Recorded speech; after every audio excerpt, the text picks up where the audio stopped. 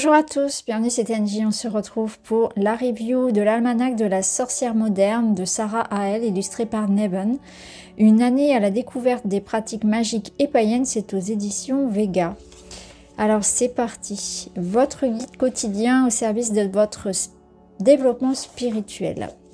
Alors c'est un beau bébé, hein. Je vais vous montrer un petit peu l'épaisseur. Forcément ici on est parti pour un an.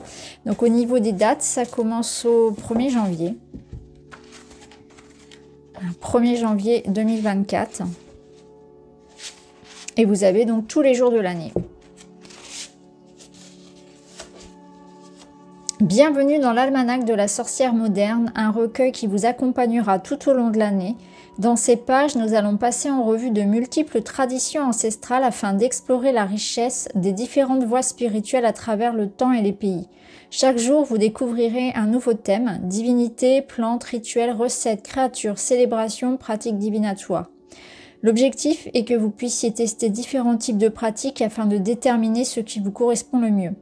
Célébrons ensemble la diversité des pratiques païennes et magiques, des cultes anciens jusqu'aux pratiques contemporaines.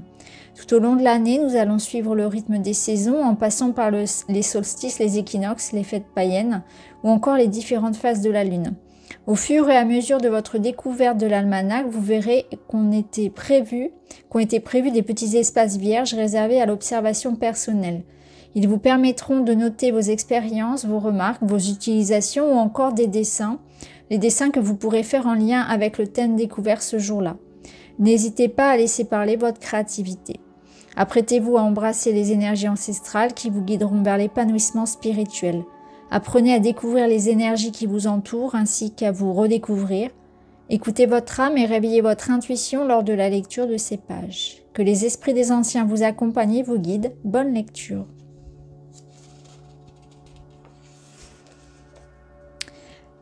Donc on a des belles illustrations qui vont effectivement accompagner chaque jour. Donc chaque jour sa pratique, sa découverte.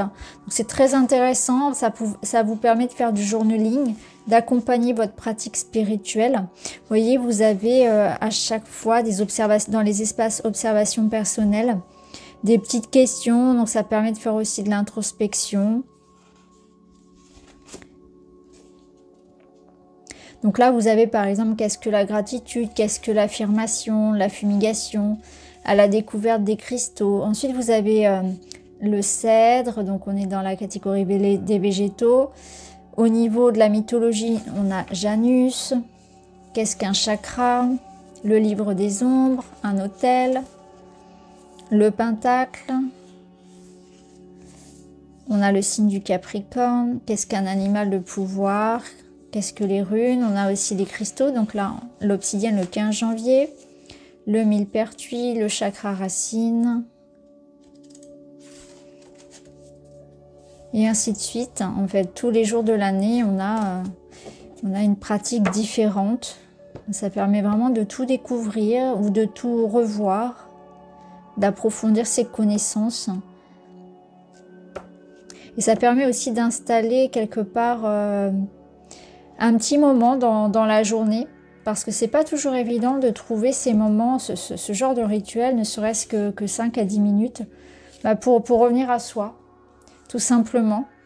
Ça peut être accompagné d'un petit tirage de cartes, tout dépend voilà, de ce que vous aimez faire au quotidien.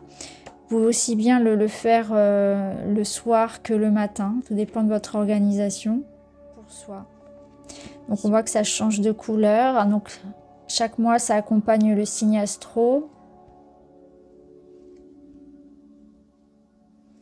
et les énergies aussi, hein. Les cycles de la nature. Je le trouve très beau et je trouve que c'est suffisant pour une journée. Voilà, ça va accompagner la petite carte du jour. C'est plutôt bien fait, ça ressemble à un vieux grimoire. Ça donne envie. Voilà, je regarde à la fin. À la fin, on a des beaux dessins.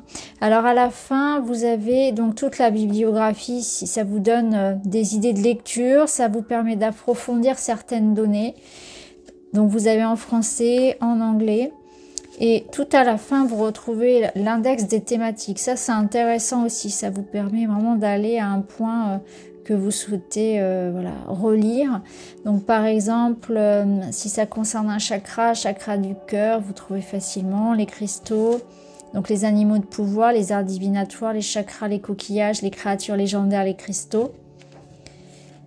L'eau, les eaux, donc l'eau de lune, l'eau de mer, etc. Les énergies de la lune, avec toutes les phases, le folklore américain, français, germanique et français, les ingrédients rituels, les jours de la semaine et les influences planétaires, le judaïsme, la kabbale, la mythologie celtique, la mythologie égyptienne, la mythologie grecque, il y a beaucoup de choses à dire, la mythologie nordique, mythologie romaine, mythologie slave, les outils de pratique, là pareil, pas mal de choses, personnages bibliques, rituels et concepts, roue de l'année avec les sabbats, les runes, les signes astraux, les symboles, les végétaux. Et voilà, ensuite on retrouve donc l'auteur, Sarah, sorcière moderne, passionnée par l'occulte. Et là, vous retrouvez donc ses réseaux sociaux. Donc, vous pouvez la retrouver sur TikTok, sur Instagram, sur YouTube. Et des petites notes personnelles. Voilà. Voilà les amis pour cette présentation. N'hésitez pas à me dire ce que vous en pensez. Je vous remercie d'avoir regardé. Je vous embrasse et je vous dis à très vite.